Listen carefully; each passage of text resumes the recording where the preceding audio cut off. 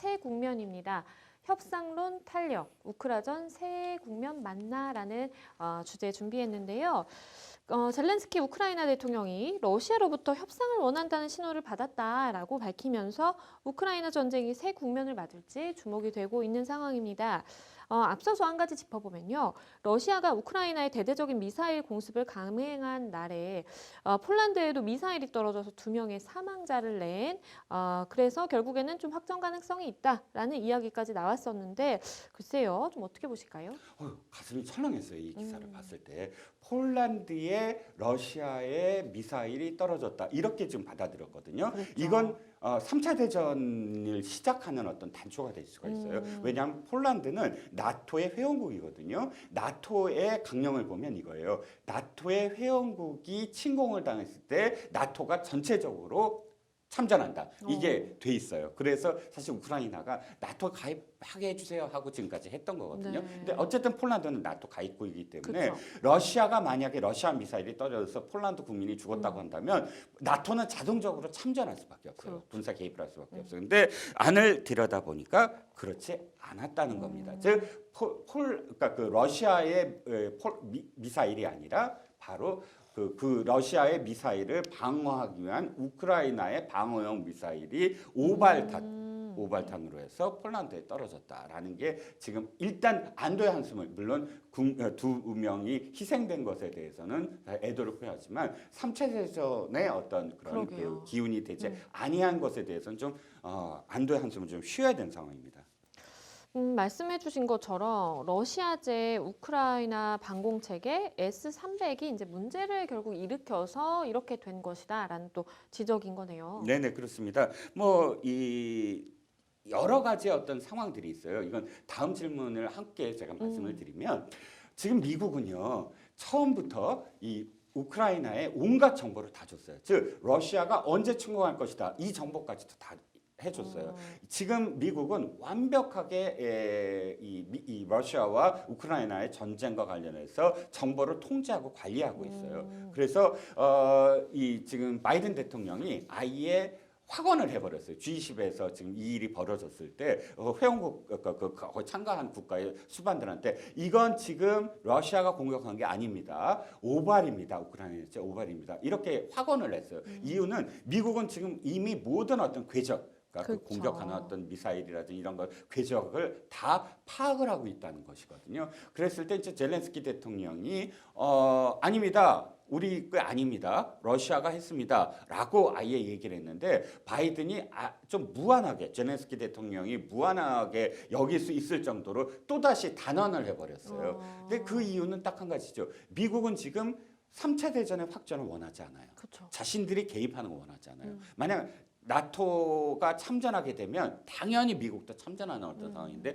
그렇게 된다면 앵커님께서도 아시다시피 어마어마한 전쟁으로 확전이 되거든요. 그러니까 이게 사실인 어떤 상황이라면 바이든은 빨리 이 불을 꺼야 된다. 그러니까 3차 대전으로 되는 것을 어떤 의혹도 차단시켜 버려야 된다. 그렇기 때문에 아예 젤렌스키 대통령이 좀 무한하더라도 이 문제는 딱 선을 그어야 된다라는 그런 생각으로 절대 그거 아니다. 이건 확실하게 우리가 알고 있다라고 공개적으로 좀 반박을 하는 그런 상황까지 이어진 겁니다.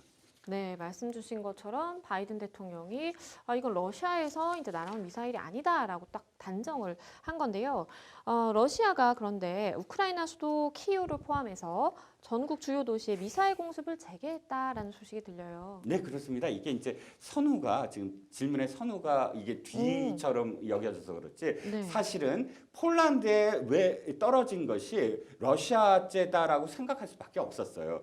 지금 말씀하신 이 이유 때문에 바로 러시아가 미사일로 주요 그런 우크라이나에 발전소가 있는 도시들을 중심으로 해서 아주 대대적으로 미사일로 폭격을 해버린 거예요. 그 폭격하는 와중에 폴란드에 지금 미사일이 하나 떨어졌기 때문에 러시아가 우크라이나를 지금 미사일로 폭격을 하면서 폴란드까지 공격을 했다. 이렇게 지금 이야기가 된 것이거든요. 러시아는 어마어마하게 지금 그 공세를 펼쳤습니다. 이유는 한 가지예요. 러시아는 지금 이 가장 자신들이 지켜야 될 동부 전선에서 밀려나기 시작했어요. 밀려나서 헤르손 그러니까 그쵸. 이 우크라이나로 봤을 때 크림반도를 공격할 수 있는 지금 그러니까 러시아가 점령하고 있는 크림반도로 나아가기 위한 가장 그 전략적 요충지인 헤르손을 점령을 했거든요. 그럼 러시아는 뒤로 스스로 퇴각을 했습니다. 근데 러시아는 퇴각했다는 게 뭐 패배를 했다 이런 거보다는 이 겨울을 앞두고 전선을 뒤로 밀어버린 거예요. 즉 크림반도를 빼앗길 수 없기 때문에 크림반도를 옥죄하겠다라는 생각으로 뒤로 지금 물러선 겁니다. 그리고 전열을 가다듬어야 돼요. 호흡을. 그러니까 지금 보급이라든지 또 병사라든지 이런 것들을 더 전열을 가다듬어야 돼요. 그럼 뭐가 필요하죠? 시간이 필요해요. 시간을 벌기 위해서 대대적으로 폭격을 해버린 겁니다. 그 첫 번째 이유고 두 번째는 발전소를 다 폭격을 했다는 건 겨울에 그만큼 고통스러울 수밖에 없어요. 그러니까 발전소라는 건 뭐예요? 겨울엔 어차피 지금 난방을 해야 돼요. 그쵸. 우크라이나가 벌써 눈이 오고 벌써 추워지고 맞아요. 있습니다. 그런데 국민들 입장에서 지금 이 스스로 견뎌야 되는 어떤 상황, 전쟁도 힘든데 난방을 제대로 못하는 상황 속에서 얼만큼 버틸 수 있을 것이냐. 이게 도리어 더 전쟁보다 더 극심한 고통이 되거든요. 그래서 지금 젤렌스키 대통령은 몇 주일 전에 자 아무리 상황이 호전됐다고 하더라도 피난 가신 분들이 돌아오지 마라. 그러니까 외국으로 지금 폴란드라든지 독일이라든지 가까운 외국으로 떠난 그런 그 자국 국민들에게 돌아오지 말라는 호소를 하고 있어요. 돌아오면 그만큼 지금 난방이라든지 이런 것들을 함께 고통을 더 극심하게 느껴야 되거든요. 이런 상황 속에서 러시아는 두 가지 이유, 앞서 말씀드린 두 가지 이유로 지금 우크라이나에 대대적인 공습을 벌인 겁니다. 그런데 뭐 이건 어떨까요? 이 젤렌스키 대통령이 푸틴 러시아 대통령과의 협상 테이블에 나설 가능성을 시사했다라는 소식은 좀 어떻게 보실까요? 자, 이건 희망적인 소식이라고 여겨질 수도 있지만 전 그러나 그렇게 생각하지는 않아요. 희망이란 건 어떤 의미냐면 이거죠.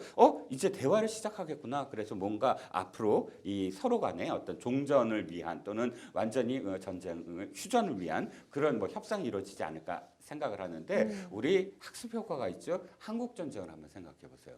한국 전쟁은 6.25로 시작을 해갖고 수개월 동안 서로 공방을 벌였습니다. 그리고 인천 상륙 작전을 해서 다시 이제 수복을 했다가 중공군이 내려오면서 교착 상태를 해갖고 이 휴전선을 38선을 그 대치하면서 그 다음부터 2년 정도 전쟁이 또 일어나요. 그 2년은 어떤 거냐면 휴전 협상이 이루어지는 와중에서 2년을 계속 싸웁니다.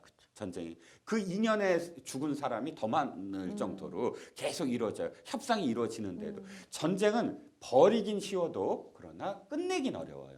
어디까지가 서로 간의 어떤 승리냐 패배냐 이해관계가 다르거든요. 물론 젤렌스키 대통령이 지금 푸신 러시아와 만날 수 있다. 이건 언제나 얘기를 해야 돼요. 왜냐하면 지금 유럽에서도 종용을 하고 있어요. 빨리 끝내라. 그쵸. 힘들다. 그런데 여기에다 대고 난 계속 전쟁을 할 거야? 라고는 말할 수 없으니까 그래 난 만날 용의가 있어. 라는 선에서 지금 아직 실제로 만날 수 있을까 보다는 서로 협상의 가능성은 있다. 라는 정도로 해석을 해야 된다는 거죠. 그러게요. 이번 소식을 듣고 많은 분들이 좀 희망을 가지셨을 수도 있겠는데, 글쎄요. 조금 전쟁이라는 게 말씀 주신 것처럼 이게 단시간 안에 딱 갑자기 봉합되기는 좀 어려운 상황이기 때문에 좀 지켜봐야 될 것 같습니다.